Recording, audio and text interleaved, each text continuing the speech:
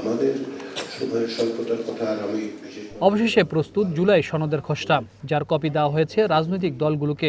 এ বিষয়ে তাদের মতামত দিতে হবে ৩০ জুলাই দুপুরের মধ্যে। সোমবার জাতীয় ঐকমত্য কমিশনের বৈঠক শেষে এ তথ্য জানিয়েছেন কমিশনের সহসভাপতি অধ্যাপক আলী রিয়াজ। তিনি বলেন, সরকারি কর্ম কমিশন পিএসসিকে রাজনৈতিক প্রভাবমুক্ত রাখতে সব দল একমত হলেও এর নিয়োগ প্রক্রিয়া নিয়ে বিএনপি সহ কয়েকটি দল ভিন্ন মত জানিয়েছে। আমরা রাজনৈতিক দলগুলোর কাছ থেকে এই সনদের ব্যাপারে অঙ্গীকারের বিষয়গুলোকেও উল্লেখ করেছি যে তারা আসলে আমরা কি আশা করি তারা অঙ্গীকার করছে, সেই অঙ্গীকারের একটি তালিকা দেওয়া হয়েছে। যদি রাজনৈতিক দলগুলো তার সাথে আরো কিছু যুক্ত করতে চান, পরামর্শ দেন, আমরা নিশ্চয়ই সেটা বিবেচনা করব।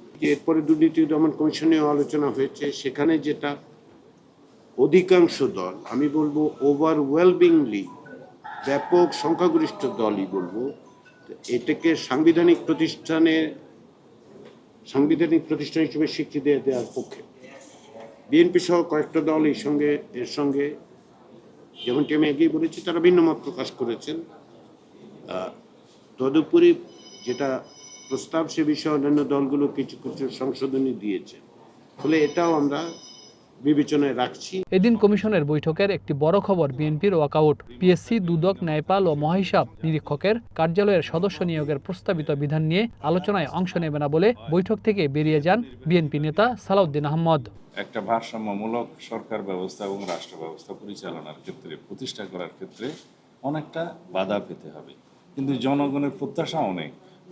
আমাদের নতুন পরিবর্তিত অবস্থায় জনপ্রত্যাশা এবং জন আকাঙ্ক্ষা পরিপূরণের জন্য আগামী দিনে নির্বাহী বিভাগের কাছে অনেক বেশি প্রত্যাশা, অনেক বেশি কার্যক্রম আশা করে। সেই লক্ষ্যকেই আমরা সামনে রেখে মনে করি যে নির্বাহী বিভাগকে অতিরিক্ত দুর্বল করার মধ্য দিয়ে রাষ্ট্রের সেই আকাঙ্ক্ষা, জনগণের সেই আকাঙ্ক্ষা পরিপূর্ণ হবে না। সুতরাং আমরা সে বক্তব্যটা আগেও দিয়েছি, আজকে হয়তো আবার দেব। সেটার বিবেচনা আমরা মনে করি সেই আলোচনায় আমরা অংশগ্রহণ না করাই উত্তম। রুহিন হোসেন প্রিন্স মনে করেন, কোনো বড় রাজনৈতিক দল আলোচনায় অংশ না নিলে বা বেরিয়ে গেলে ঐকমত্য গঠন সম্ভব হবে না এবং অগ্রগতি থেমে যাবে। তবে এসব মতভিন্নতার পরেও কয়েকটি বিষয়ে রাজনৈতিক দলগুলো একমত হয়েছে জানান সাইফুল হক। আমরা মনে করি যে আমরা এইসব যে সংগঠনগুলোর কথা বলছি, সংবিধিবদ্ধ প্রতিষ্ঠান, সাংবিধানিক প্রতিষ্ঠান, এইটার নিয়োগ কমিটির মাধ্যমে নিয়োগ দেওয়া প্রয়োজন মনে করি। তবে যদি সব দল ঐক্যমত্য না হয়, এইখানে এই আলোচনা প্রয়োজন নেই।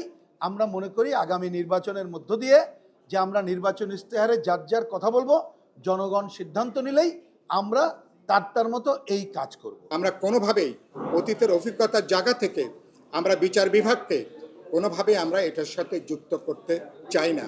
এটা নিয়ে অনেকগুলো প্রস্তাবনা আছে, রাত্রেও কোনো দল তাদের প্রস্তাবনা পাঠাবেন, সেটা নিয়ে আগামীকাল আলোচনা করব। আর সর্বশেষ বাকি ন্যায়পাল আছেন, অন্যান্য বিষয়গুলো সেটা নিয়ে আমরা আলোচনা আছে। আর ঐক্যমত্য কমিশন তারা একটা খসড়া ড্রাফট আমাদেরকে পাঠিয়েছেন, আগামীকাল সময় আছে। আগামী পরশুদিন তারা একটা প্রিয়াম্বেল দিয়েছেন, এই প্রিয়াম্বেলে অর্থবহ তেমন কিছু নাই। ঐকমত্য কমিশনের আলোচনার একটি বড় জায়গা জুড়ে ছিল নির্বাচনকালীন তত্ত্বাবধায়ক সরকারের বিষয়টি।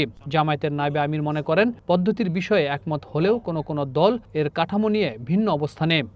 আমরা বলেছি যদি 5 জনের তো বাছাই কমিটি, 5 জন বাছাই কমিটির ভিতরে যদি 4 জন একমত হয়, একজন ডিফার করে, আর যদি উচ্চ কক্ষ সহ 7 জন হবে, তাহলে সেখানে 5 জন যদি একমত হয়, 2 জন ডিফার করে, তাহলে 5 জনের ওপিনিয়ন অ্যাকসেপ্টেড হবে, এখানে 4 জনের ওপিনিয়ন অ্যাকসেপ্টেড হবে।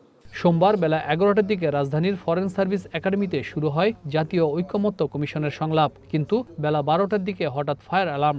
এতে ভয় পেয়ে যান সংলাপে অংশ নেওয়া সকলে। ফলে কিছু সময়ের জন্য স্থগিত হয়ে যায় আলোচনা। এই ঘটনার তদন্ত করতে সংশ্লিষ্ট কর্তৃপক্ষকে অনুরোধ জানিয়েছে ঐকমত্য কমিশন। সেই জন্য কমিশন এটার গুরুত্ব বিবেচনা করে ফরেন সার্ভিস একাডেমির রেক্টরকে জরুরি ভিত্তিতে অবিলম্বে। Habib Rahman, one news, Dhaka.